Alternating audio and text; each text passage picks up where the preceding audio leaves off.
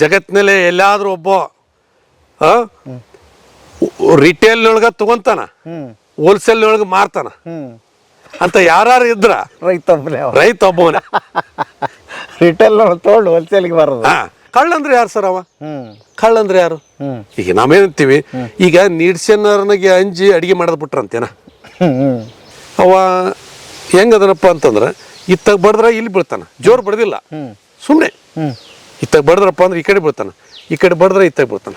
ಅವ್ರೇನು ನಕ್ಸಲೈಟು ಉಗ್ರಗಾಮಿಗಳು ಎಲ್ಲ ನಮ್ಮವನೇ, ನಮ್ಮ ಹಳ್ಳಿಯವನೇ, ನಮ್ಮ ಪಕ್ಕದ ಹೊಲ್ದವನೇ, ನಮ್ಮ ಪಕ್ಕದ ಹಳ್ಳಿಯವನೇ. ಬರ್ರಿ ಬೀಗ್ರ ಊಟ ಮಾಡೋಣ. ಬಾಳ್ ಮಂದಾಗ್ಲಿ ತಗೋರಿ.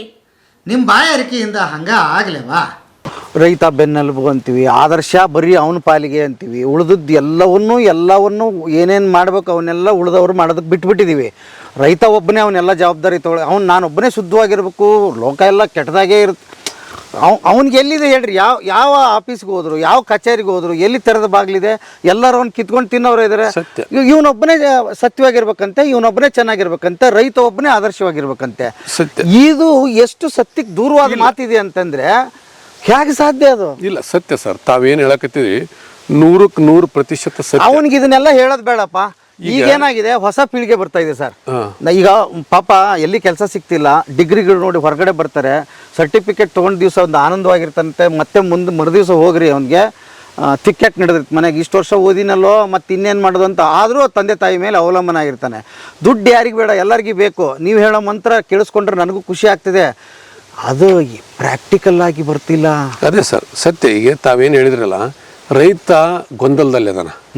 ಇದು ಹೆಂಗೆ ಗೊಂದಲ ಹಾಕ್ಯಂತ ಹೋತಪ್ಪ ಅಂದ್ರೆ, ಈಗ ನಮ್ಗೆ ಹಸಿರು ಕ್ರಾಂತಿ ಯಾವಾಗ ಆಯ್ತು ಸರ್? 60ರ ದಶಕದಿಂದ ನಮ್ಮಲ್ಲಿ ಗ್ರೀನ್ ರೆವಲ್ಯೂಷನ್ ಅಂತ ಆಯಿತು, ಹಸಿರು ಕ್ರಾಂತಿ ಅಂತ ಆಯಿತು. ಹಸಿರು ಕ್ರಾಂತಿ ಅಂದ್ರೇನು? ನಮ್ಮ ಕೃಷಿ ಭೂಮಿಗೆ ರಾಸಾಯನಿಕಗಳನ್ನು ಪರಿಚಯ ಮಾಡಿಕೊಡ್ತು. ಹರಿಯಾಣ ಆ ಭಾಗದಲ್ಲಿ 60ರ ದಶಕ ಬಂತು, ನಮ್ಮಲ್ಲಿ 70-75ರ ದಶಕದ ನಂತರ ರಾಸಾಯನಿಕಗಳು ಬಂದು ನಮ್ಮಲ್ಲಿ.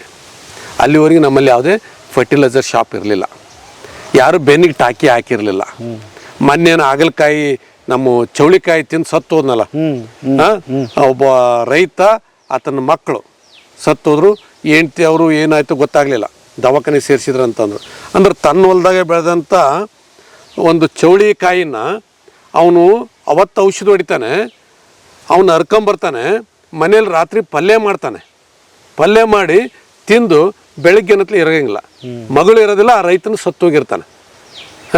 ಇದು ಒಂದನ್ನು ಇಟ್ಕೊಂಡು ಒಂದು ಆತ್ಮಾವಲೋಕನ ಮಾಡ್ಕೋಬೇಕು. ಇದು ತಪ್ಪು ಯಾರ್ದು? ಇದು ತಪ್ಪು ಯಾರ್ದು? ಪಾಲಿಸಿಗಳದ್ದು ಇದು ತಪ್ಪು ಯಾರ್ದು? ಇದ್ರ ತಪ್ಪಿನ ಬೇರೆ ಒಂದು ಕಂಡಿಡೆ ಅಂತ. ಇವತ್ತು ನೋಡಿ ಸರ್, ಸುಮಾರು 60ರ ದಶಕದಿಂದ ಇವತ್ತು ಹಸಿರು ಕ್ರಾಂತಿ ಬಂತು, ರಾಸಾಯನಿಕಗಳು ಬಂದು, ಇನ್ನೂವರೆಗೂ ನಮ್ಮ ರೈತನಿಗೆ ಫಂಗಿಸೈಡ್ ಅಂದ್ರೆ ಯಾವ್ದು ಗೊತ್ತಿಲ್ಲ, ಇನ್ಸೆಕ್ಟಿಸೈಡ್ ಅಂದ್ರೆ ಯಾವ್ದು ಗೊತ್ತಿಲ್ಲ, ಸಿಸ್ಟೆಮಿಕ್ ಫಂಜಿಸೈಡ್ ಗೊತ್ತಿಲ್ಲ, ಕಾಂಟ್ಯಾಕ್ಟ್ ಫಂಗಿಸೈಡ್ ಗೊತ್ತಿಲ್ಲ, ಸಿಸ್ಟೆಮಿಕ್ ಇನ್ಸೆಕ್ಟಿಸೈಡ್ ಗೊತ್ತಿಲ್ಲ, ಕಾಂಟ್ಯಾಕ್ಟ್ ಇನ್ಸೆಕ್ಟಿಸೈಡ್ ಗೊತ್ತಿಲ್ಲ.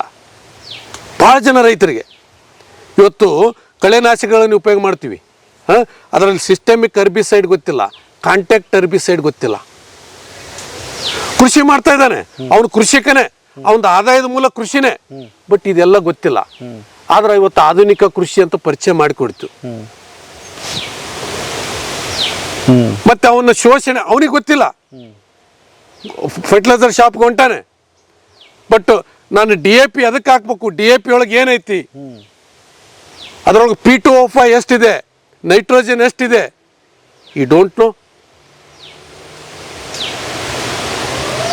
ಅವನಿಗೆ ಇವತ್ತು 2016ರಲ್ಲಿ 215 ರೂಪಾಯಿ ಇದ್ದಂಥ ಪೊಟ್ಯಾಶು ಇವತ್ತು 1600-1800 ರೂಪಾಯಿ ಚೀಲ ಆಗೈತಿ. ಇವತ್ತು ಅವನು 2006 ಒಂದೂವರೆ-2 ದಶಕದಲ್ಲಿ ಅವನದು ಏನಾಯಿತು, ಸುಮಾರು 8-10 ಪಟ್ಟು ಒಳಸುರಿಗಳ ವೆಚ್ಚ ಹೆಚ್ಚಾಯಿತು. ಅವನಿಗೆ ಆ ಪೊಟ್ಯಾಶ್ ನಾನು ಕೃತಕವಾಗಿ ಮಾಡೋಕ್ಕೆ ಸಾಧ್ಯ ಇದೆಯಾ, ನಾನು ಸ್ವಾವಲಂಬನೆ ಆಗಬಹುದಾ, ನನ್ನ ಒಳಸುರಿಗಳನ್ನು ವೆಚ್ಚನ ಯಾವ ರೀತಿ ಕಡಿಮೆ ಮಾಡ್ಬೋದು ಅನ್ನೋಂಥ ಜ್ಞಾನನ ಇವತ್ತು ಹುಟ್ಟಿಸಲು ಫೇಲ್ ಆಗೈತೆ ಅನ್ನೋದಕ್ಕಿಂತನೂ ಇವನು ಪಡೆಯಲು ಫೇಲ್ ಆಗ್ಯಾನ. ಯಾಕಂದ್ರೆ ರೈತನಿಗೆ ಕೂಡ ಒಬ್ಬ ಉದ್ಯಮಿ ಒಂದು ಉದ್ಯಮ ಹಾಕಬೇಕಾದ್ರೆ ಅವನು ಎಲ್ಲ ಕಡೆ ಸ್ಟಡಿ ಮಾಡ್ತಾನೆ, ಒಂದು ಉದ್ಯಮ ಆಗ್ತಾನೆ, ಯಶಸ್ವಿ ಆಗ್ತಾನೆ. ನಮ್ಮ ರೈತರು ಕೂಡ ಒಂದಿಷ್ಟು ಸಾಧಕ ಬಾಧಕಗಳನ್ನು, ಇವತ್ತು ನಾನು ಶ್ರೀಗಂಧದ ಬಗ್ಗೆ ಒಂದು ಬರೀ ನಾನು ಸಾಧಕಗಳೇನು ಹೇಳಲ್ಲ, ಇದ್ರಾಗ ಬಾಧಕಗಳದಾವು. ಇದಕ್ಕೆ ಬಾಧಕಗಳದಾವು. ಏನು ಬಾಧಕ? ರಕ್ಷಣೆ ಮಾಡಬೇಕು. ಇದು ಪ್ಯಾರಾಸೈಟ್, ಮಲ್ಟಿಪಲ್ ಓಸ್ಟ್ ಕೊಡಬೇಕು. ಈ ಥರ ಇದೊಂದು ಕಾಡಿನ ಗಿಡ, ನ್ಯಾಚುರಲ್ ಕಾಡಿನ ರೀತಿ ವಾತಾವರಣ ನಿರ್ಮಾಣ ಮಾಡಬೇಕು. ಏನು ಸರ್, ನೈಸರ್ಗಿಕ ಕಾಡಿನಲ್ಲಿ ಯಾವ ರೀತಿ ಒಂದು ಜೀವ ವೈವಿಧ್ಯತೆ ಇರ್ತದೆ, ನೈಸರ್ಗಿಕ ಕಾಡಿನಲ್ಲಿ ಯಾವ ರೀತಿ ಒಂದು ಬಹುಮಡಿ ಇರ್ತದೆ, ಆ ಒಂದು ಬಯೋಡೈವರ್ಸಿಟಿ ಮತ್ತು ಮಲ್ಟಿ ಲೇಯರಿಂಗ್ನ ಮೇಂಟೈನ್ ಮಾಡಬೇಕು. ಈ ಥರ ಅದಾವೆ. ಈಗ ನಾನು ಮಾಡ್ತೀನಿ. ಹಿಂಗಾಗಿ ಇದೇನಾಗ್ತಾ ಇದೆ, ತಾವೇದಂಗೆ ಶೋಷಣೆ ಆಗ್ತಾ ಇದೆ. ಹಿಂಗಾಗಿ ನೋಡಿ, BSc MSc ಅಗ್ರಿ ಮಾಡಿದ್ಬಿಟ್ರೆ ಯಾರು ಒಕ್ಕಲ್ತನ ಮಾಡಕತ್ತಾರ? ಮಾಡ್ತಾ ಇದ್ದಾರೆ, ಬೆರಳೆಣಿಕೆ ಅಷ್ಟು. BSc ಅಗ್ರಿ ಮಾಡ್ತಾರಂತಂದ್ರೆ ಯಾವ ಔಷಧ ಕಂಪ್ನಿಯಾಗ ಕರೀತಾರ, ಯಾವ ಬ್ಯಾಂಕ್ನಾಗ ಕರೀತಾರ. ಮತ್ತು BSc ಅಗ್ರಿ ಅವರು ಅಗ್ರಿ ಬಗ್ಗೆ 4-5 ವರ್ಷ ಓದಿ, 5 ವರ್ಷ ಓದಿ, MSc ಅಗ್ರಿ ಒಂದು 2 ವರ್ಷ, ಒಂದು 7 ವರ್ಷ ಓದಿ, ಮತ್ತು ಅವ್ರು ಬ್ಯಾಂಕ್ನಾಗ ಕೆಲಸ ಮಾಡಕತ್ತಿದ್ರ ಹೊಸರು. ನಾವೇನು ಹೇಳ್ತೀವಿ, ಅವರೆಲ್ಲ ಡಾಕ್ಟರ್ಸ್, ಅವ್ರಿಗೆಲ್ಲ ಗೊತ್ತು ಈ ಡೈವರ್ಸಿಟಿ ಅಂದ್ರೇನು, ಮಲ್ಟಿಲೇರಿಂಗ್ ಅಂದ್ರೇನು, ಪೆಸ್ಟ್ ಅಂದ್ರೇನು, ಡಿಸೀಸ್ ಅಂದ್ರೇನು, ಆರ್ಗ್ಯಾನಿಕ್ ಕಾರ್ಬನ್ ಅಂದ್ರೇನು, ಹ್ಯೂಮಸ್ ಅಂದ್ರೇನು. ಅಂಥವ್ರು ಯಾವುದೇ ಒಂದು ಫರ್ಟಿಲೈಸರ್ ಶಾಪ್ನಾಗ ಸೇರ್ಕೊಂತಾರ. ಅವು ಫರ್ಟಿಲೈಸರ್ ಶಾಪ್ನಾಗ ಮ್ಯಾಗಲ್ದೆ ನಾವು ಇಂಡಸ್ಟ್ರಿಯಲಿಸ್ಟ್ ಇರ್ತಾನೆ, ಇಂಡಸ್ಟ್ರಿ ಹಾಕಿದ ಉದ್ಯಮಿ, ಅವ ಟಾರ್ಗೆಟ್ ಕೊಡ್ತಾನ. ಇವತ್ತು ನೀನು ಈ ವರ್ಷ 2 ಕೋಟಿ ಮಾಡಬೇಕು, 20 ಕೋಟಿ ಮಾಡಬೇಕು, ನಿನಗೆ ಯುರೋಪ್ ಟೂರು. ಅವಾಗ ಒಟ್ಟೆ ಯುರೋಪ್ ಟೂರಿನ ಮೇಲೆ ಕಣ್ಣಿರ್ತತಿ. ಅವು ಯುರೋಪ್ಗೆ ಹೋಗ್ಬೇಕು. ಇಲ್ಲೇನು ಮಾಡ್ತಾನವ, ತನ್ನ ಟಾರ್ಗೆಟ್ ರೀಚ್ ಆಗಕ್ಕ 1 ಲೀಟ್ರ್ ಔಷಧದಲ್ಲಿ 2 ಲೀಟ್ರ್ ಮಾಡಿಸ್ತಾನೆ. ಅವಾಗ 20,000 ಖರ್ಚಾಗಲ್ಲ, 40,000 ಆತಪ್ಪ ಅಂದ್ರೆ ಅವ್ನ ಮಾರ್ಜಿನ್ ಆಟ್. ಇದನ್ನ ಯಾರು ದಿಕ್ಕು ತಪ್ಸಕತ್ತಿದ್ರು? ಅತ್ಯಂತ ಯಶಸ್ವಿಯಾಗಿ ಒಂದು ಕೃಷಿ ಪದವಿ ಪಡ್ಕೊಂಡು ಕೃಷಿಕರು ಏನಾದರೂ ಕನ್ಫ್ಯೂಷನ್ನಲ್ಲಿದ್ದರೆ, ಕೃಷಿಕರೆಲ್ಲಾದರೂ ಗೊಂದಲದಲ್ಲಿದ್ದರೆ ಅವ್ರಿಗೆ ಅದ್ರ ಬಗ್ಗೆ ಒಂದು ಅರಿವು ಮೂಡಿಸಿ ಅವ್ರನ್ನ ಸರಿ ದಾರಿಗೆ ತರಬೇಕಾಗಿತ್ತು. ಯಾರು ತರಬೇಕಾಗಿತ್ತು? ಸರ್ಕಾರಗಳು ತರಬೇಕಾಗಿತ್ತು. ಯಾರು ಸರ್ಕಾರ ಇವತ್ತೇನು ಖರ್ಚು ಮಾಡಿಸಿ, ಅವ್ರ ಅಪ್ಪ ಅವು ಎಷ್ಟು ಓದಿಸ್ಯಾರ ಅದಕ್ಕಿಂತ ಸರ್ಕಾರನ ಖರ್ಚು ಮಾಡಿಸೈತಿ. ಆ ಯೂನಿವರ್ಸಿಟಿ ಒಳಗೂ ಇವ್ರಿಗೆ ಅತಿ ರಿಯಾಯಿತಿ ದರದಲ್ಲಿ ಇವ್ರಿಗೆ ಶಿಕ್ಷಣ ಕೊಟ್ಟಿರ್ತತಿ. ಇವತ್ತು ಅವ್ರು ಏನು ಮಾಡಕತ್ತಿದ್ರು, ಒಂದು 10,000 ರೂಪಾಯಿ ಕಾಸ್ಟ್ ಆಫ್ ಕಲ್ಟಿವೇಶನ್ ಇದ್ರೆ 20,000 ರೂಪಾಯಿ ಮಾಡಕತ್ತಾರ. ಪ್ರಿವೆಂಟಿವ್ ಮೆಜರ್ಸ್ ಏನು, ಕ್ಯೂರೇಟಿವ್ ಮೆಜರ್ಸ್. ಹಿಂಗಾಗಿ ಒಟ್ಟಾರೆ ಏನೈತಿ, ತಾವೇದಂಗೆ ರೈತ ಸ್ವಲ್ಪ ಗೊಂದಲದಲ್ಲಿರೋದು ಸತ್ಯ. ಅದು ಏನಿದೆ, ಈ ರೈತ ಏನು ಕೃಷಿ ಅಂದ್ರೆ ಏನಾಗಿತ್ತು, ಓದ್ಲಾರ್ದವ್ರು ಮಾಡೋದು ಅಂತ ಬಂತ್ರಿ ಸರ. ಹೌದು, ಅರ್ಥ ಆಯ್ತಾ? ಈಗ ನಾವೇನು ಮಾಡಿದ್ದೀವಿ, ಅದು ಹಂಗೆ ಮಾಡೋಕ್ಕಾಗಲ್ಲಪ್ಪ. ಕೃಷಿ ನೀನು ಲೋಕ ಅಂತ ತಿಳ್ಕೊಬೇಕು, ಪ್ರಪಂಚ ಅಂತ ತಿಳ್ಕೊಬೇಕು, ಓದಬೇಕು, ಸ್ಟಡಿ ಮಾಡಬೇಕು ಅಂತ ಕುಂತುಬಿಟ್ಟಿವಿ. ಅವನ ಮೇಲೆ ಜನ್ರೇಷನ್ ಗ್ಯಾಪ್ ಇದೆ ಸರ್. ಒಂದು ಜನ್ರೇಷನ್ ಈಗ ಏನಾಗಿದೆ, ಈಗ ನೀವು ಬಂದಿದ್ದೀರಿ ನೋಡಿ, ನಿಮ್ಮ ತಂದೆದು ಈಗ ನೀವು ಅಳವಡಿಸ್ಕೊಂಡಿದ್ದು ಬೇರೆ, ನಿಮ್ಮ ತಂದೆದು ಬೇರೆ. ನಿಮ್ದು ಈಗ ಬಂತು, ಚಾಲೆಂಜಸ್ ಫೇಸ್ ಮಾಡಿದ್ರಿ. ಅದಕ್ಕೋಸ್ಕರ ನೀವು ಓದಿದ್ರಿ ಅಲ್ವಾ? ನಾನು ಓದಿದ್ರಿ ಅಂತ ಕೇಳೋದು ಈಗ ನೆನಪತ್ತು. ಏನು ಓದಿದ್ರಿ ನೀವು? ಇಲ್ಲ, ನಾನು ಕಾಮರ್ಸ್ ಗ್ರ್ಯಾಜುಯೇಟ್ ಸರ್. ನಾನು ಕಾಮರ್ಸಿಂದ ಮತ್ತೆ ನೋಡ್ರಿ ಹೆಂಗಿದೆ ಕತೆ. ನೀವು ಇಷ್ಟೊತ್ತು ಹೇಳಿದ್ರಲ್ಲ, ಹಿಂಗೆ ಕಾಮರ್ಸ್ ಓದಿದಿರಿ, ಕೃಷಿಗೆ ಬಂದಿದ್ದೀರಿ ಅಂದ್ರೆ ಅದು ಇದು ಇತ್ತು, ಆಸಕ್ತಿ ಇತ್ತು, ಅದಕ್ಕೆ ಬಂದ್ರಿ. ಹೌದು, ಓಕೆ. ತಂದೆಯವರಿಂದ ಪ್ರೇರಣೆ ಪಡ್ಕೊಂಡಿವಿ. ಏನು ಸರ್, ನಮ್ಮ ಆಸಕ್ತಿ ಇತ್ತು, ಮಾಡಿದ್ವಿ. ಹಿಂಗಾಗಿ ಎಷ್ಟಿಲ್ಲ ಸರ್, ಈಗೇನೈತಿ, ರೈತರು ಕೂಡ ಈಗ ಎಲ್ಲರೂ ಕೂಡ ಶಿಕ್ಷಿತರಾಗ್ತಾ ಇದ್ದಾರೆ. ಇವತ್ತೆಲ್ಲರೂ ಕೂಡ ಯಾವ ಒಂದು ಕುಗ್ರಾಮಕ್ಕೆ ಹೋದ್ರೂ ನಿಮ್ಗೆ ಅಲ್ಲಿ ಸುಮಾರು 16 ಜನ ಪೋಸ್ಟ್ ಗ್ರ್ಯಾಜುಯೇಟ್ಸ್ ಇದ್ದಾರೆ, 100 ಜನ ಗ್ರ್ಯಾಜುಯೇಟ್ ಸಿಗ್ತಾ ಇದ್ದಾರೆ. ಬಟ್ ಏನೈತೆ, ನಂದು ವಿನಂತಿ ಇಷ್ಟೇ, ನಮ್ಮ ಸಾಂಪ್ರದಾಯಿಕ ಬೆಳೆಗಳನ್ನು ಬೆಳೆಯೋಣ. ಏನು ಆಮೇಲೆ ಜೊತೆಗೆ ಇವತ್ತು ಸ್ವಲ್ಪ ನಾವು ಪಾರ್ಟ್ ಆಫ್ ದಿ ಲ್ಯಾಂಡ್ ಸ್ವಲ್ಪ ಇಂಥದ್ದು ಒಂದು ಶಾರ್ಟ್ ಟರ್ಮ್ ಒಂದಿಷ್ಟು ಪ್ಲ್ಯಾನಿಂಗು, ಒಂದಿಷ್ಟು ಲಾಂಗ್ ಟರ್ಮ್ ಪ್ಲ್ಯಾನಿಂಗ್. ಏನು ಸರ್, ಈ ಥರ ಹೋಗೋದ್ರಿಂದ ಏನಾಗುತ್ತೆ, ಅವನಿಗೆ ಒಂದು ಸಸ್ಟೈನಬಿಲಿಟಿ. ಯಾಕಂದರೆ ಹಿಂಗೆ ಇರೋದಿಲ್ಲ. ಇವತ್ತು ಕ್ಲೈಮೇಟು ಅತಿವೃಷ್ಟಿ ಆಗುತ್ತೆ, ಅನಾವೃಷ್ಟಿ ಆಗುತ್ತೆ. ಇದಕ್ಕೆಲ್ಲದೂ ಬೇಗ ನೇರವಾಗಿ ಅದಕ್ಕೆ ಹಾನಿಗೀಡಾಗವು ಯಾರಪ್ಪ ಅಂದ್ರೆ ರೈತ. ಏನು ಸರ್, ಹಿಂಗಾಗಿ ಒಂದಿಷ್ಟು ಲಾಂಗ್ ಟರ್ಮ್ ನಂದು ವಿನಂತಿ ಏನು, ಇವತ್ತು ಕಾನೂನು ತಿದ್ದುಪಡಿ ಆಗೈತಿ. ಏನು ಸರ್, ಆಮೇಲೆ ಜಾಗತೀಕರಣ ಆಗೈತಿ, ಜಾಗತಿಕ ಮಾರುಕಟ್ಟೆ ಸೃಷ್ಟಿ ಆಗೈತಿ. We are living in global era. ನಾವಿವತ್ತು ಜಾಗತಿಕ ಯುಗದಾಗ ಜೀವನ ಮಾಡ್ತಾ ಇದ್ದೀವಿ. ನಮ್ಮ ಸಾಂಪ್ರದಾಯಿಕ ಬೆಳೆಗಳ ಜೊತೆಗೆ ಇಂಥ ಒಂದಿಷ್ಟು ಆದಾಯ ಕೊಡೋಂಥದ್ದು ಇದನ್ನೊಂದು ಮಾಡ್ಕೊಂಡ್ರಪ್ಪ ಅಂದರೆ ಅವನಿಗೆ ನೆಕ್ಸ್ಟ್ ಜನ್ರೇಷನ್ ಒಂದು ಆರ್ಥಿಕ ಸದೃಢ ತರೋದಾಗತ್ತಲ್ಲ. ಯಾವುದೋ ಒಂದು ಫಾರಿನ್ ಗಿಡ ಅಲ್ಲ. ಆಮೇಲೆ ಇವತ್ತೇನು ತಾವು ಹೇಳ್ದಂಗೆ ಇದ್ರ ಬೆಲೆನೇ ಇದಕ್ಕೆ ಕೂತು. ಇದು ಕಾಸ್ಟ್ಲಿ ವುಡ್ ಇರಲ್ಲ ಅಂದ್ರೆ ಇದು ಕಳ್ತನ ಆಗ್ತಿದ್ದಿಲ್ಲ. ಹೆಂಗ್ ಬೇನಿ ಗಿಡ ಬಿಟ್ಟೋಕ್ಕಾರ, ಹೆಂಗ್ ನಮ್ಮ ಹೊಲ್ದಾಗ ನೀರ್ಲೆಂಡ್ ಅದಾವು, ನಿಂಬೆ ಗಿಡ ಅದಾವು, ಮಾನಿಗೆ ಇನ್ನೊಂದು ಮುನ್ನೊಂದು ಜಾಲಿ ಗಿಡ ಅದಾವು, ಹಂಗತಿ ಇರ್ತಿತ್ತು. ಇದನ್ನ ಯಾರು ಮುಡ್ತಿರ್ಲಿಲ್ಲ. ಇದ್ರದ್ದೇನು ಇವತ್ತು ಏನು ನಾವು ಮಾತಾಡಿದೀವಲ್ಲ, ಇದ್ರ ಬೆಲೆನೇ ಇದಕ್ಕ ಕೂತು ಅಲ್ಲ. ಹಿಂಗಾಗಿ ನಾವೇನಂತೀವಿ, where is a risk there is a returns. ಈಗ ಆಯ್ತು ಸರ್, ಒಂದೊಂದೇ ಹಂತ ಬಂದ್ಬಿಡೋಣ. ಈಗ ಅಟ್ಲೀಸ್ಟ್ ಈಗ ಮಾಡೋರಿಗೆ ಆದ್ರೂ ಅವ್ರಿಗೆ ಆ ತಿಳುವಳಿಕೆ ಬಂದ್ಬಿಡ್ಲಿ. ಬೀಜ ತಂದ ನೀವು ಹೇಳ್ದಂಗೆ ಒಂದು 10 ಗುಂಟೆನೋ 1 ಎಕರೆನ ಹಾಕಕ್ಕೆ ಶುರು ಮಾಡಿದೆ ಸರ್. ಹೇಗೆ ಮೊದಲಿನಿಂದ ಹೇಳ್ಬೇಡ ಅವ್ನಿಗೆ, ಬೀಜ ತಂದ್ವಿ ಹಾಕಿದ್ವಿ, ನೀರು ಬೇಕಾ ಇದಕ್ಕೆ? ಬೇಕು ಸರ್, ಇದಕ್ಕೆ ನೀರು ಬೇಕು. ಇದಕ್ಕೆ ನಾವು ಪ್ರೊಟೆಕ್ಟಿವ್ ಇರಿಗೇಷನ್ ಅಂತ ನಾವು ಹೇಳ್ತೀವಿ. ರಕ್ಷಣಾತ್ಮಕ ನೀರಾವರಿ ಬೇಕಾಗ್ತದೆ. ಆಮೇಲೆ ಅತಿ ಹೆಚ್ಚು ನೀರು ಬೇಡಂತ ಗಿಡ ಅಲ್ಲಿದು ಅಲ್ಲ. ಆಮೇಲೆ ಒಣ ಬೇಸಾಯದಾಗ ಬೆಳೆಯುತ್ತಾ?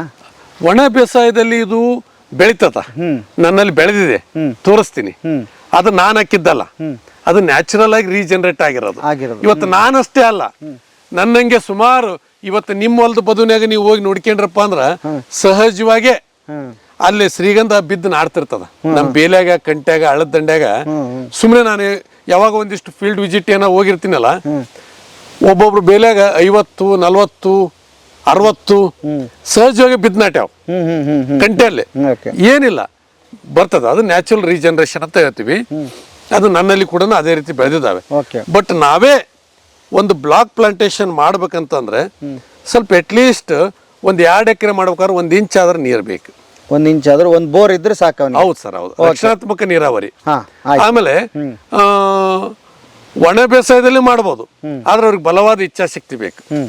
ಹೆಂಗ್ ನಮ್ಮ ಸಾಲು ಮರದ ತಿಮ್ಮಕ್ಕ ಅಂತ ಉದಾಹರಣೆ.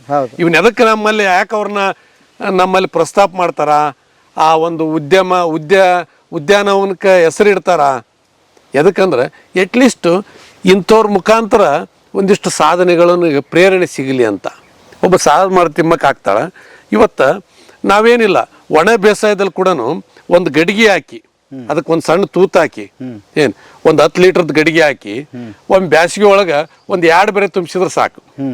ನಾವು ಶ್ರೀಗಂಧ ನೆಟ್ಟು ಒಂದು 2 ಅಡಿ ಒಳಗಡೆ ಶ್ರೀಗಂಧ ಇದು ಬೀಜ ಶ್ರೀಗಂಧ ಗಿಡ ನೆಟ್ಟು ಅದಕ್ಕೆ ನಾವು ಮಳೆಗಾಲದಾಗ ನೆಟ್ಟು ಬಿಡ್ಬೇಕು.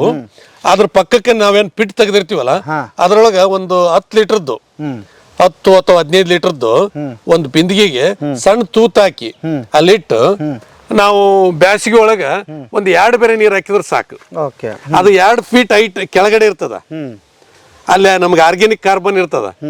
2 ಫೀಟ್ ಕೆಳಗಡೆ ನೀರು ಬಸಿತಿರ್ತದ. ಅದು ನೀರು ಬಸಿತಿರ್ತದ. ಹಿಂಗಾಗಿ ಇವಾಪರೇಷನ್ ಆಗ್ತಾ ಇರಂಗಿಲ್ಲ. ಅಲ್ಲಿ ತೇವಾಂಶನ ಅಲ್ಲೇ ಉಳ್ಕಂತದ. ಹಿಂಗಾಗಿ ಇದು ಒಂದು ತಂತ್ರಜ್ಞಾನ ಬಳಸ್ಕೋಬಹುದು. ಯಾರಿಗಿಲ್ಲ ನನಗೆ ನೀರೇ ಇಲ್ಲ, ಆದ್ರೆ ನನಗೆ ಭೂಮಿ ಇದೆ, ನನಗೆ ಗಿಡ ಮರಗಳನ್ನು ಬೆಳಿಬೇಕು ಅನ್ನಂಥದ್ದು ಯಾರಿಗೆ ಆಸಕ್ತಿ ಇರ್ತದ ಅವ್ರು ಕೂಡ ಜಸ್ಟ್ ಸಿಂಪಲ್ ಆಗಿ ಬಿಂದಿಗೆ ಒಂದೇ ಇನ್ವೆಸ್ಟ್ಮೆಂಟ್, ಎಕ್ಸ್ಟ್ರಾ ಇನ್ವೆಸ್ಟ್ಮೆಂಟ್. ಬ್ಯಾಸಿಗೆ ಒಳಗ ಅದಕ್ಕೆ ಒಂದು 3 ಬ್ಯಾಸಿಗೆ ಟ್ಯಾಂಕರ್ ಇಂದ ನೀರ್ ಹಾಕ್ಯಬೇಕು. ಆಮೇಲೆ ಅದಕ್ಕೆ ಏನ್ ನಾವು ಮಾತಾಡಿದೀವಲ್ಲ, ಇದು ಪ್ಯಾರಾಸಿಟಿಕ್ ನೇಚರ್ ಆಗಿರೋದ್ರಿಂದ ಮಲ್ಟಿಪಲ್ ಹೋಸ್ಟ್, ವಿಶೇಷವಾಗಿ ಸ್ವಲ್ಪ ನಮ್ಮ ಕೋಳಿ ಕಂಟಿ, ಕಾರಿ ಕಂಟಿ, ಯಾರು ಒಣ ಬೇಸಾಯದಾಗ ಬೆಳೆಯವರಿಗೆ ಇಂಥದ್ದು ಕೊಟ್ಟಾಗ ಆ ಕಂಟಿಗಳ ಜೊತೆಗೆ ಏನಾದ್ರು ಕೋ ಎಕ್ಸಿಸ್ಟೆನ್ಸ್ ಆಗಿ ಸ್ಯಾಂಡಲ್ವುಡ್ ಬರ್ತದಲ್ಲ, ಅದಕ್ಕೂ ಕೂಡ ಈ ಬರ ನಿರೋಧಕ ಶಕ್ತಿ ಆಶ್ರಯ ಗಿಡಕ್ಕೆ ಇರೋದ್ರಿಂದ ಇದಕ್ಕೂ ಕೂಡ ಸಹಜವಾಗಿ ಆ ಬರ ನಿರೋಧಕ ಶಕ್ತಿ ಬಂದ್ಬಿಡ್ತದೆ. ಒಂದು 2 ವರ್ಷ 3 ವರ್ಷ ನಾವು ಸ್ವಲ್ಪ ರಕ್ಷಣಾತ್ಮಕ ನೀರಾವರಿ ಮಾಡಿದ್ರೆ ಒಣ ಬೇಸಾಯದಲ್ಲಿ ಕೂಡ ಶ್ರೀಗಂಧ ಬೆಳಿಬಹುದು. ಒಂದ್ ಹಂತ ಆಯ್ತು. ಅದ್ರ ಜೊತೆಗೆ ಮತ್ತೇನಾದ್ರೂ ಬೆಳಿಬಹುದಾ? ಬರೀ ಶ್ರೀಗಂಧ ಮಾತ್ರ? ಅದ್ರ ಜೊತೆಗೆ ಮತ್ತೇನಾದ್ರೂ ಬೆಳೆದೇ ಅವಶ್ಯಕತೆ ಐತೆ ಸರ್. ಯಾಕಂದ್ರೆ ಏನಾಗುತ್ತೆ, ಇದು ಒಂದು ಶಾರ್ಟ್ ಟರ್ಮ್ ಕ್ರಾಪ್ ಅಲ್ಲ. ಸ್ಯಾಂಡಲ್ವುಡ್ ಏನೈತಿ, ಏನಿದಾವೆ ಇವೆಲ್ಲ ಒಂದು 15 ವರ್ಷದ ಮ್ಯಾಗಿನ ಗಿಡ. 15 ವರ್ಷದ ಮ್ಯಾಗಿನ ಗಿಡ ಇವೆಲ್ಲ ರಕ್ಷಣೆ ಕಟ್ಟಿದಿರ? ಹೌದು, ಇದು ನಮ್ದು ರಕ್ಷಣಾತ್ಮಕ. ಇದ್ರದ್ದು ಸೀಕ್ರೆಟ್ ಹಿಂಗ್ ಪಬ್ಲಿಕ್ ಆಗಿ ಹೇಳೋದು ಬೇಡ. ನಾವ್ ಯಾರ್ದು 10 ವರ್ಷದ ಮೇಲೆ ಆಗಿರ್ತಲ್ಲ ಅವ್ರ ಜೊತೆಗೆ ನಾವು ಓಪನ್ ಆಗಿದ್ ಏನು ಎಂತ ಒಳಗೆ ಏನ್ ಮಾಡಿವಿ, ರಾತ್ರಿ ಏನ್ ಕೆಲಸ ಮಾಡ್ತಿದ್ದು ಏನು, ನಾವ್ ಇದನ್ನ ಚರ್ಚೆ ಮಾಡ್ತಿರ್ತೀವಿ. ಹೌದಾ? ಯಾಕಂದ್ರೆ ಇವು ಆಲ್ರೆಡಿ ಈಗ 15 ಈ ಗಿಡ ನೋಡಿದ್ರೆ ಗೊತ್ತಾಗುತ್ತೆ ನಿಮಗೆ. ಕಟಾವಿಗೆ ಬಂದಿದ್ಯಾ ಹಂಗಾರೆ ಇದು? ಇವೆಲ್ಲ ಕಟಾವಿಗೆ ಬಂದಿದ್ದು ಗಿಡ. ಹಂಗ ಸುಮ್ ಕೇಳ್ತೀನಿ, ಹೋದ್ರೆ ಎಷ್ಟು ಕೋಟಿಗಟ್ಟಲೆ ಹೋಗುತ್ತೆ ಇದು? ಇಲ್ಲ ಕೋಟಿಲ್ಲ, ಇದು ಒಂದು 10 kg ಆರ್ಟುಟ್ ಇದೆ. 10 kg? ERT ಮಷಿನ್ ಅಂತ ಇದಾವೆ, ಎಲೆಕ್ಟ್ರಾನಿಕ್ ಡಿವೈಸ್. ಅದು ಜರ್ಮನ್ ಇಂಪೋರ್ಟೆಡ್ ERT ಅಂತ. ಅದನ್ನ ಹಚ್ಚಿದ್ರಪ್ಪ ಅಂದ್ರೆ ಇದ್ರದ್ದು ಬಾರ್ಕ್ ಏನಿದೆ, ಸ್ಯಾಪುಡ್ ಏನಿದೆ, ಆರ್ಟುಡ್ ಏನಿದೆ, ಆಯಿಲ್ ಕಂಟೆಂಟ್ ಏನಿದೆ ಅಂತ ಹೇಳ್ತದೆ.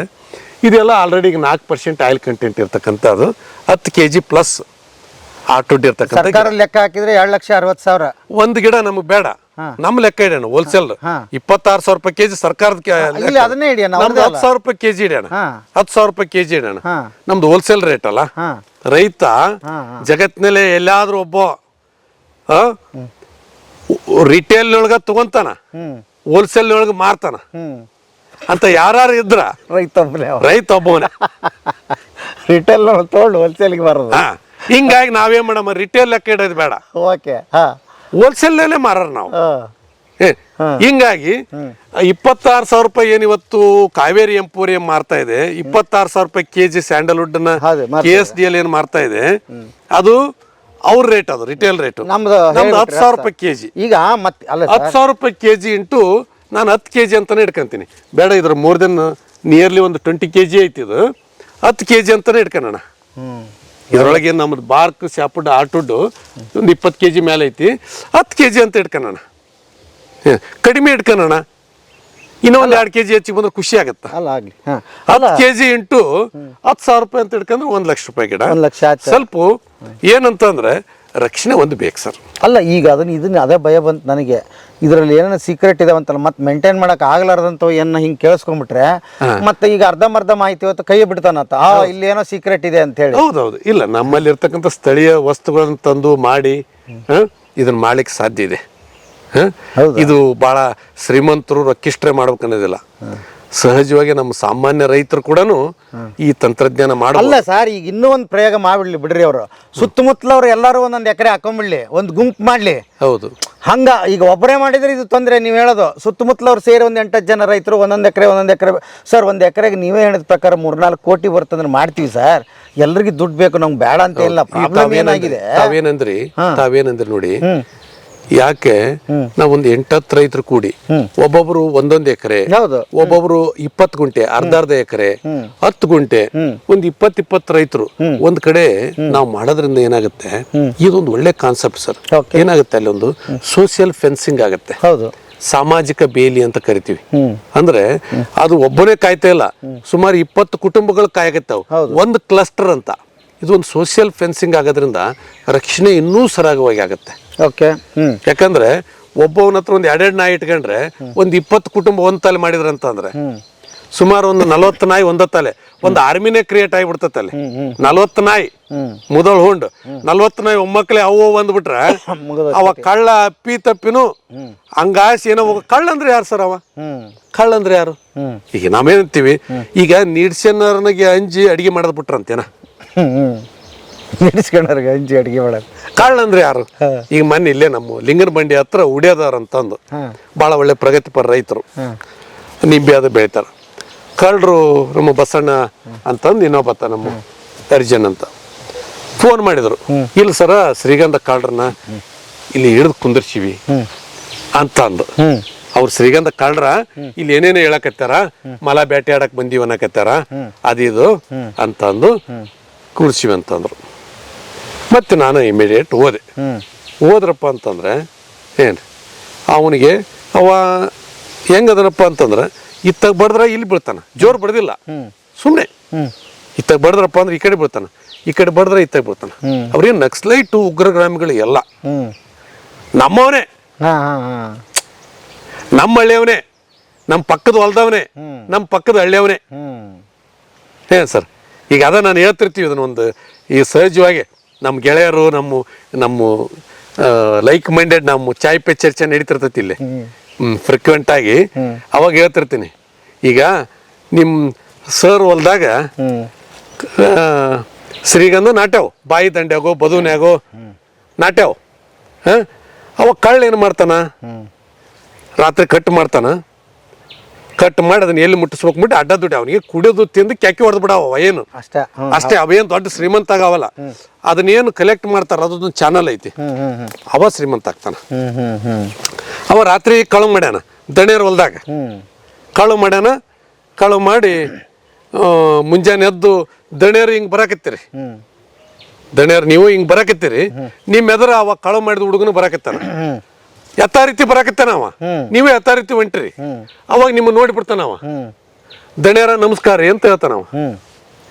ಅಂದ್ಕೂಳೆ ದಣಿಯರಿಗೆ ಖುಷಿ ಆಗತ್ತ. ಈ ಹುಡುಗ ನೋಡು ಎಷ್ಟು ಸೌಜನ್ಯ ಅದನ, ಸಂಸ್ಕಾರ ಅದನ, ಕೈ ಮುಗಿದು ನಮಸ್ಕಾರ ಅಂತಾನ. ನಮಸ್ಕಾರಪ್ಪ ಆರಾಮದಿಯಾ ಅಂತ ಕೇಳ್ತಾನ. ಎಲ್ಲ ನಿಮ್ಮ ಆಶೀರ್ವಾದ ರೀ ದಣಿಯರ ಅಂತ ನಾವು ಗೊತ್ತಾಯ್ತು. ಇವರೇ ಕಾಳ್ರು, ಎಲ್ಲ ನಿಮ್ಮ ಆಶೀರ್ವಾದ ಅಂತ ನಾವು. ಯಾಕಂದ್ರೆ ರಾತ್ರಿ ಅವ್ನು ಹೊಲ್ದಂತ ಕಳ ಮಾಡ್ಕೊಂಬಂದ, ಹಿಂಗಾಗಿ ಆರಾಮದ ನಾವು. ಹಿಂಗಾಗಿ ಇಷ್ಟೇ ನಾವು ಭಾಳ ಐಪೋಯದು ಬ್ಯಾಡಿದನ. ಇವತ್ತು ನೋಡಿ ಸರ, ನಮ್ಮಲ್ಲಿ ಕುಂಬಳಕಾಯಿ ಪ್ಲಾಟ್ ಮಾಡ್ತಾರ, ಕಷ್ಟಪಡಕ್ಕೆ ರೆಡಿ ಅದಾನ. ಒಂದು ನೈತಿಕ ಸ್ಥೈರ್ಯ ತುಂಬಬೇಕು, ಒಂದು ಕಾನೂನು ಬಲನೂ ಬರಬೇಕು. ಇವತ್ತು ಕುಂಬಳಕಾಯಿ ಪ್ಲಾಟ್ ಮಾಡಿದ್ರೆ ರಾತ್ರಿ 3 ಗಂಟೆಗೆ 4 ಗಂಟೆಗೆ ಎದ್ದು ಪಾಲಿನೇಷನ್ ಮಾಡಕ್ಕೆ ಹೋಗ್ತಾರೆ ರೈತರು. ತಮ್ಮ ಮಕ್ಕಳನ್ನ ಹೆಣ್ಮಕ್ಳೆಲ್ಲ ಕಟ್ಕೊಂಡು ಒಳ್ಳೆ ನಿದ್ದೆ ಮಾಡೋ ಟೈಮ್. ಬ್ಯಾಸಿಗೆ ಒಳಗೆ ಆವೇನು ಚೋಳೇನು ಅವ ಯಾವಾಗ ಕರೆಂಟ್ ಕೊಡ್ತಾನ ಅವಾಗ ಹೋಗಿ ನೀರು ಹಾಸ್ತಾನ. ಪೂರ್ತಿ ಶೀಘ್ರ ಒಳಗೆ ಆವೇನು ಚೋಳೇನು ತನ್ನ ಪ್ರಾಣ ಒತ್ತಿ ಇಟ್ಟು ರೆಡಿ ಅದಾನ. ಸ್ವಲ್ಪ ಇದ್ರ ಬಗ್ಗೆ ಸಾಕ್ಷರತೆ ಮೂಡಿಸ್ಬೇಕು. ಇಲ್ಲಪ್ಪ ಇದು ದೊಡ್ಡ ಐಪಲ್ಲ, ಇದರಲ್ಲಿ ನಿಮ್ಗೆ ಅನ್ನ ಐತಿ, ಆದ್ರೆ ಇದು ಒಂದು long term returns, short term ಅಲ್ಲ. ಏನು ಉತ್ತರ ಕೊಡೋದು ನನ್ನಂಗನ ಸಾಕಷ್ಟು ಮಂದಿ ತೊಗೊಂಡದಾರ. ನಿಮ್ಗೆ ಇನ್ನು KSDL ನಂಬರ್ ತಗೋರಿ, ಅಲ್ಲಿ ಒಂದ ಗಿಡನ ಸುಮಾರು ಎಷ್ಟು 62 ಲಕ್ಷಕ್ಕೆ ಹೋಗೈತಿ. ಹೌದಾ? ಅದ್ರದ್ದು ನಿಮ್ಗೆ ಚೆಕ್ ನಂಬರು ರಿಸೀಟ್ ನಂಬರ್ ಹಾಕ್ತೀನಿ. KSDL ಅವ್ರು ಕೊಟ್ಟಿದ್ದು, ಸುಮ್ಮನೆ ಇದಲ್ಲ. ನಿಮ್ಗೆ ಯಾರು ರೈತ ಆತ? KSDL ನಮ್ಮ ಬೆಂಗಳೂರೊಳಗನ ಒಂದು ಸಹಜವಾಗಿ ಬೆಳೆದೈತೆ ಅದು. ನೆಕ್ಸ್ಟ್ ಅದೇನು ಡೆವಲಪ್ಮೆಂಟ್ ಸಂಬಂಧ ತೆಗಿಬೇಕಾದ್ರೆ ಅದು ಸುಮಾರು ಒಂದು 40-50 ವರ್ಷದ ಗಿಡ ಇರ್ಬೋದು. ಹಿಂಗಾಗಿ ನಾವೇನು ಹೇಳ್ತೀವಿ, ಇದನ್ನ ತಮ್ಗೆ ಹಾಕ್ತೀನಿ, ಕೊಡ್ತೀನಿ, ನನ್ನ ಹತ್ರ ಇದಾವೆ. ಹಿಂಗಾಗಿ ನಮ್ಮಲ್ಲಿ ರೈತನಿಗೆ ಒಂದು ಸಾಕ್ಷರತೆ ಮೂಡಿಸ್ಬೇಕು. ಇದು ಫಾಸ್ಟ್ ಫುಡ್ ಅಲ್ಲ, ಇದು 15ರಿಂದ 20 ವರ್ಷ ಹೋಗ್ಬೇಕು. ಒಟ್ಟು ಎಷ್ಟು ವರ್ಷ? 15ರಿಂದ 20 ವರ್ಷ ಬೇಕು ಸರ್. ಬೇಕು ಅಲ್ಲ, ಈಗ 30-40 ವರ್ಷ ಅಂದ್ರೆ ಬಿಟ್ಟರೆ ಬೇಕಾದಷ್ಟು 100 ವರ್ಷನೂ ಇರುತ್ತೆ ಸರ್. ಇರುತ್ತೆ ಇರುತ್ತೆ ಇರುತ್ತೆ ಇದ್ದಂಗೂ ಬೆಲೆ ಜಾಸ್ತಿ, ಬೆಲೆ ಜಾಸ್ತಿ ಸರ್. ನಿಮ್ಗೆ ಎವ್ರಿ ಇಯರ್ ನಾನು ಏನಂದ್ವಿ, 1 ಕಿಲೋಕ್ 10,000 ಅಂತಂದ್ವಿ. 10 kg ಬಂತಪ್ಪ ಅಂದ್ರೆ 1 ಲಕ್ಷ ಬರ್ತವನಿಗೆ. 11 kg ಬಂದ್ರೆ 1,10,000 ಬರುತ್ತೆ. 12 kg ಬಂದ್ರೆ 10,000 ಜಾಸ್ತಿ. ಇದು ಎವ್ರಿ ಇಯರ್ ಇದು ಪ್ರೋಸೆಸ್ ಅಲ್ಲ, ಗ್ರೋತ್ ಅಂತ ಬಡ್ಡಿ ಬೆಳೆದಂಗ ಅಸಲಿದೆ, ಬಡ್ಡಿ ಬೆಳ್ಕೊಂತ ಹೋಗುತ್ತೆ ಹಂಗ. ಇವತ್ತು ಇದು ಏನಪ್ಪಾ ಅಂತಂದ್ರೆ, ಈಗ ನಾವು ಇನ್ಸೂರೆನ್ಸ್ ಅಂತ ತುಂಬ್ತೀವಿ, ಪ್ರೀಮಿಯಂ ತುಂಬ್ಕೊಂತ ಹೋಗ್ಬೇಕು ನಾವು. ಅದು ನಾವು ಸತ್ತ ಮೇಲೆ ಬರ್ತೈತಿ, ಗೊತ್ತಾತ್ರಿ? ಇವತ್ತು ಎಷ್ಟೋ ಮಂದಿನ ಕೊಂದ್ ಇನ್ಸೂರೆನ್ಸ್ ತಗೊಂಡವ್ರು ಹುಟ್ಟ್ಯಾರ. ಆದ್ರ ಇದು ಪ್ರೀಮಿಯಂ ಅದ ಕೊಟ್ಕೊಂತ ಹೋಗುತ್ತಾ, ಅದ ಕೊಟ್ಕೊಂತ ಹೋಗುತ್ತಾ. ಅಷ್ಟೇ ಅಲ್ಲ, ಇದ್ರ ತಾವು ನೋಡ್ಬೋದು ಇದ್ರ ಬ್ಯೂಟಿ ಆಫ್ ಏನಂತಂದ್ರೆ, ಈಗ ಇದು ಸ್ಯಾಂಡಲ್ವುಡ್ ಎಲ್ಲ ಈಗೆಲ್ಲ ಫ್ರೂಟಿಂಗ್ ಚಲೋ ಆಗ್ಯಾವ. ಸ್ಯಾಂಡಲ್ವುಡ್ ಹೌದಾ? ಈಗೆಲ್ಲ ಕಾಯಿಗಳು ಎಲ್ಲಿ ಏನಿಲ್ಲಪ್ಪ ಅಂದ್ರ ಏನ್ ಬರ್ತಿದೆ ಅಕ್ಕಿ ಪಕ್ಷಿ. ಏನ್ ಸರ್, ಇಲ್ಲಿ ಒಳಗಡೆ ಬಂದ್ಬಿಟ್ಟವಪ್ಪ ಅಂದ್ರ ಇಲ್ಲಿ ಟನ್ ಗಟ್ಲೆ ಹಣ್ಣು ಸಿಗ್ತದ. ಹೌದಾ? ಹೌದೌದು ಸರ್.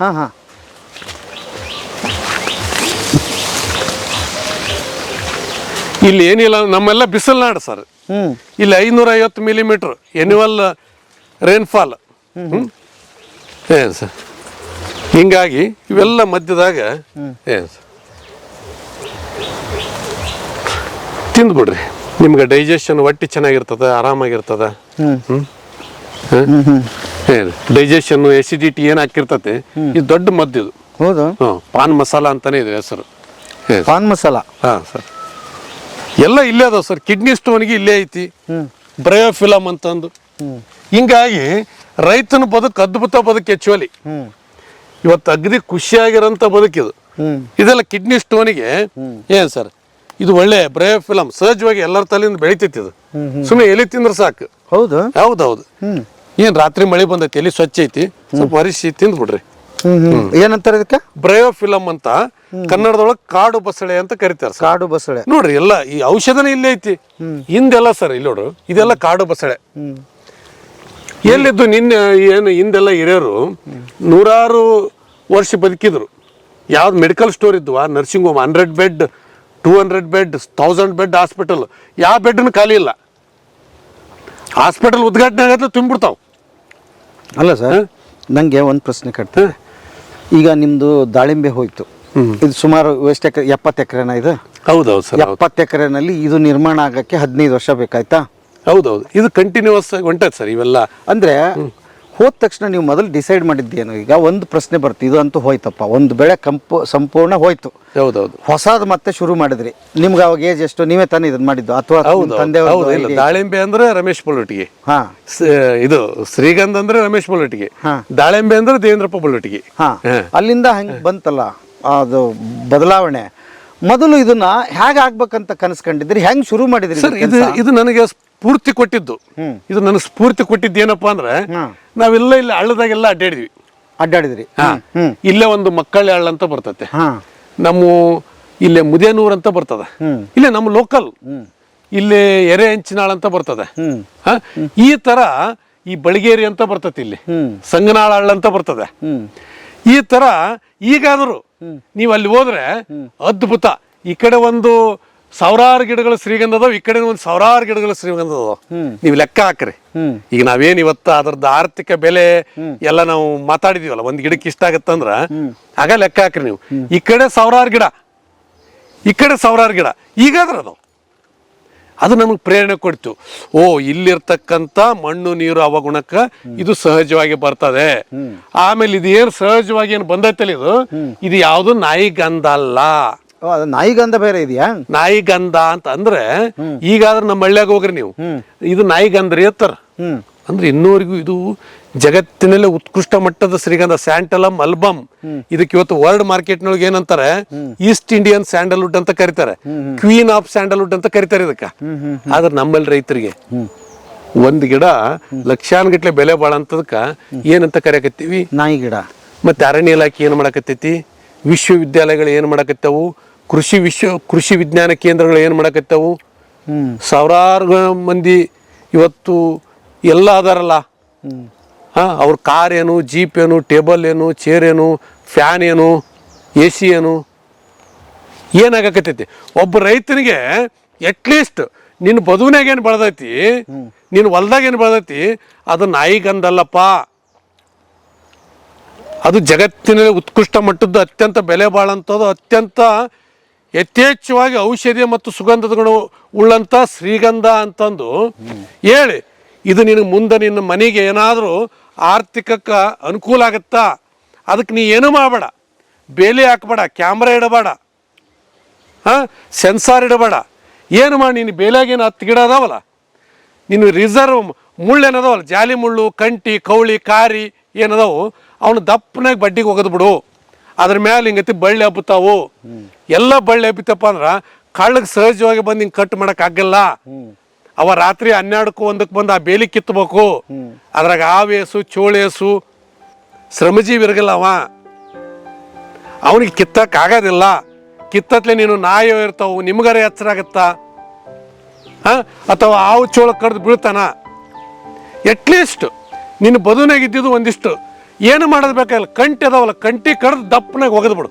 ಆ ಚಕ್ಕ ಈ ಚಕ್ಕ ನಮ್ಮ ಏನದಾವು ಅದ್ರೊಳಗೆ ನಮ್ಮ ಅಮೃತ ಬಳ್ಳಿ ಇರ್ತತಿ, ದಗಡಿ ಬಳ್ಳಿ ಇರ್ತತಿ, ತೊಂಡಿ ಬಳ್ಳಿ ಇರ್ತಾವು, ಏರಿ ಅದನ್ನ ಪ್ಯಾಕ್ ಮಾಡಿಬಿಡ್ತಾವು. ನಾವೇನು ಮುಳ್ಳು ಕಂಟಿ ಒಗದಿವಲ್ಲ, ಕಂಟಿನೆಲ್ಲ ಎಣದು ಬಿಡ್ತತಿ ಅದು. ಓಕೆ ಅನ್ನಂಥದ್ದು ಆಗಲಿಲ್ಲ. ಏನು ಸರ್?